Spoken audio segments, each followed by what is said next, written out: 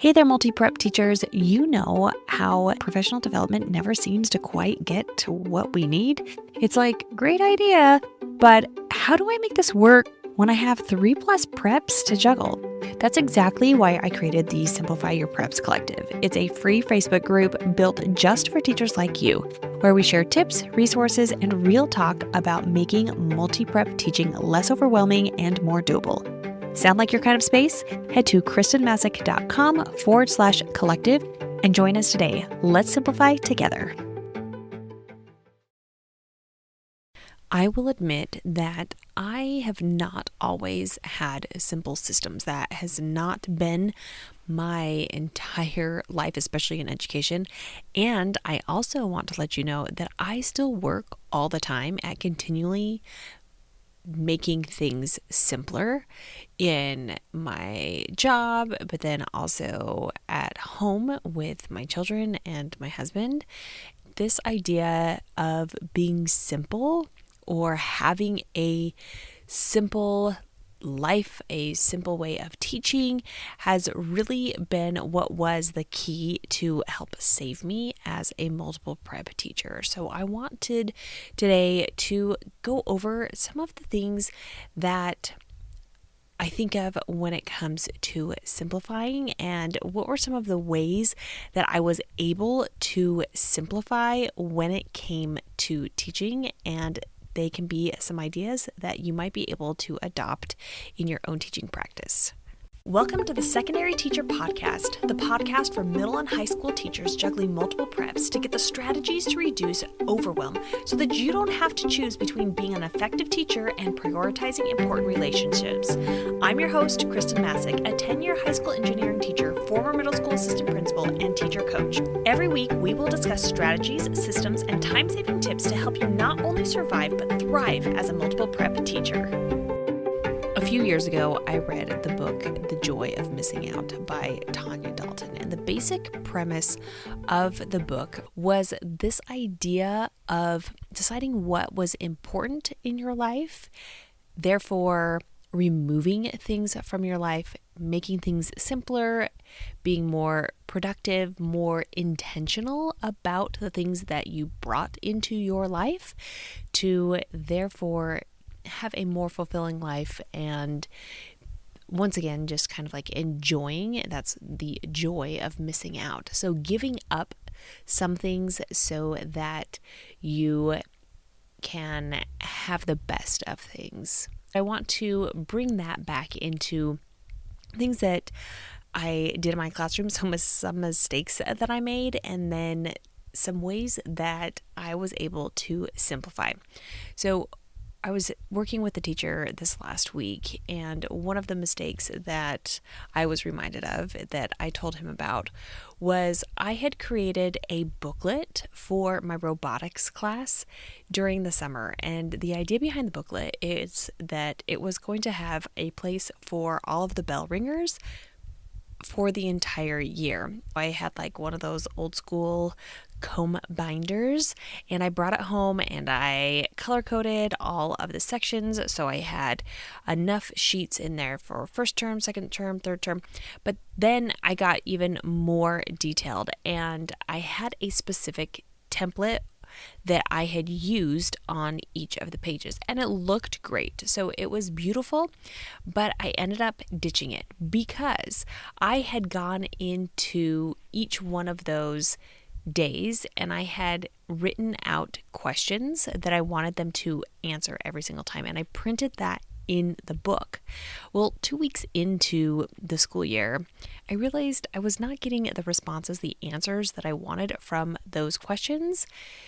And so I had literally wasted, or felt like I had wasted, quite a bit of my summer putting together these booklets that we did not use beyond those 2 weeks because I wanted to shift in a different direction. So here's the mistake that I made. I spent a lot of time on the back end of making this system look good and function without really testing it out. If I were to do this again, quite honestly, I would have kids just pull out a sheet of paper and write down the bell ringer. It wouldn't be anything that I had to create beforehand.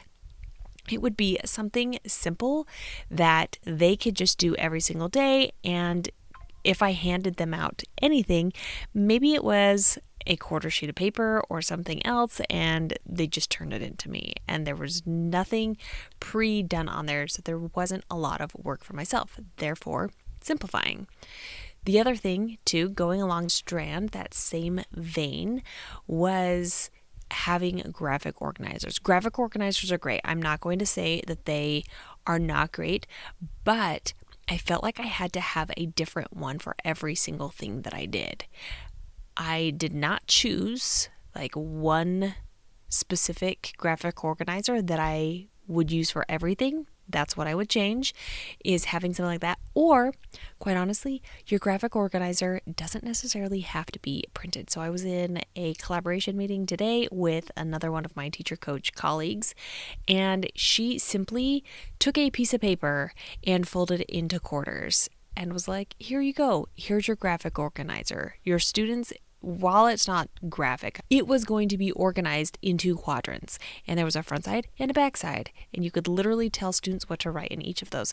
There was no prep that had to be done on her part except for getting a piece of paper to give to her students. She did not have to find anything. She did not have to buy anything on Teachers Pay Teachers. She didn't really have to do anything except know that, hey, I want my students to divide their responses into 4 quadrants or 4 spaces. Here you go. We're going to fold it and we're going to be on our way. The next mistake that I made all of the time was not relying on rinsing, repeating, or I would create new things for every single one of my classes, every single one of my preps.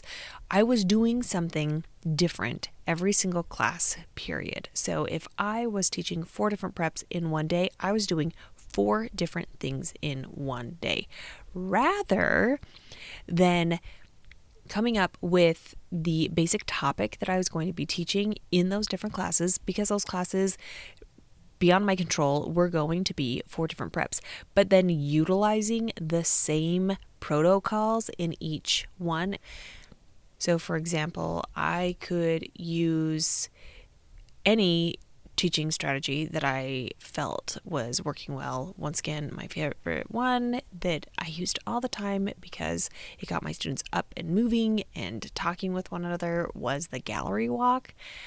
I did not utilize this well enough in each one of my classes. So it would be like every few weeks we would do a gallery walk in this class, and then we'd do one in this class, and every time I had to set up or shift my class or get out the supplies or manage all of that, when in reality what I could have been doing was having a gallery walk happen in every single class period that day.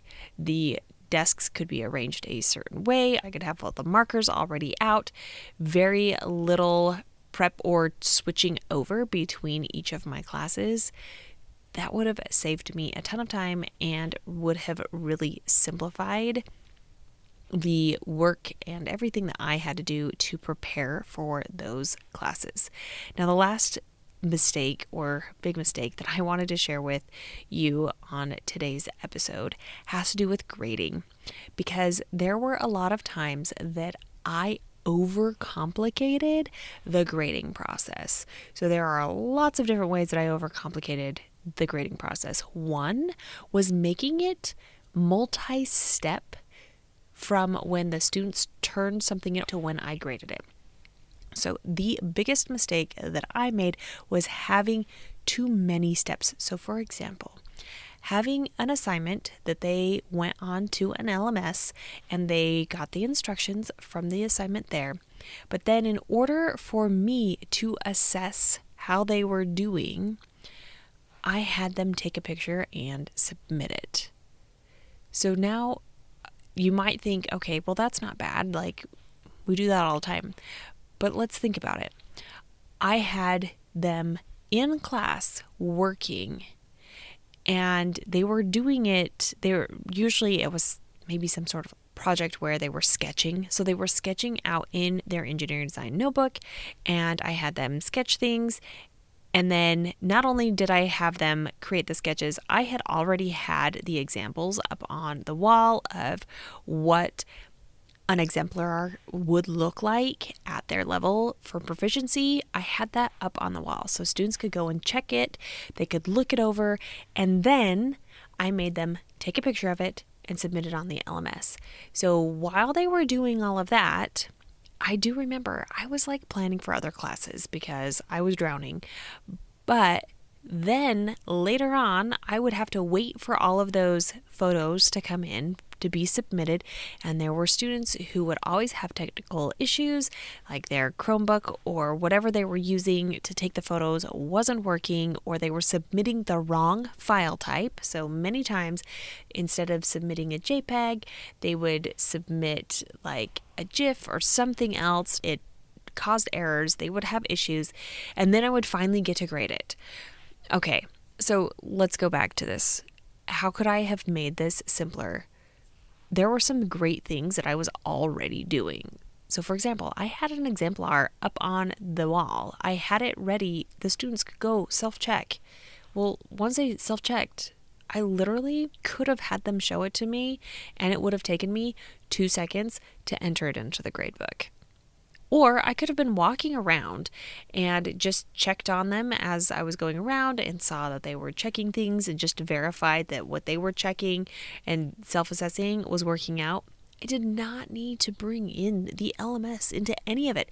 What I think I should have been doing in those cases, and what I did improve on, was using the LMS as a way to keep resources and information and instructions for projects. It would also be just a hub for students to find my videos that I created, all of these things, but I wouldn't really use it a ton to have students submit their work because it was taking more of my time to go through all of that red tape, go figure out all those issues, all the technicalities, all the technical stuff to end up finally grading it. So I felt like I was doing like 5 times the amount of work that I really needed to do. So where do you go from here? Let's think about, how are you going to simplify your school year? So this is what I want you to do. The next time that you sit down to plan anything, I want you to take a moment and ask yourself, after you have come up with an idea. So first off, I want you to set a timer so that you are not spending a ton of time coming up with said ideas. 5-10 minutes max. Because as I like to say a lot, your first idea is a great one. You don't need to spend a ton of time figuring out something that will be the best. Then, once you get that idea, I want you to run it through the lens of, how can I simplify this thing? Or am I over complicating it when it really could be simple? How do I save myself time and also save my students time while I'm doing this and simplifying it? So if today's episode was helpful for you, it could be for others. Make sure to tag me on Instagram at Kristen Masick, KhrstenMassic. Until next week.